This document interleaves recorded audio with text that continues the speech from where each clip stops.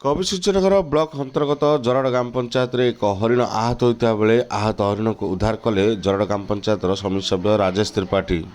ଗଞ୍ଜାମ ଜିଲ୍ଲା କବିସୂର୍ଯ୍ୟନଗର ବ୍ଲକ ଅନ୍ତର୍ଗତ ଜରଡ଼ ଗ୍ରାମ ପଞ୍ଚାୟତରେ ଆଜି ଏକ ସକାଳ ସମୟରେ ହରିଣ କୁକୁର କାମୁଡ଼ାରେ ଆହତ ହୋଇଥିବା ବେଳେ ଆହତ ହରିଣକୁ ଉଦ୍ଧାର କରିଛନ୍ତି ରାଜେଶ ତ୍ରିପାଠୀ।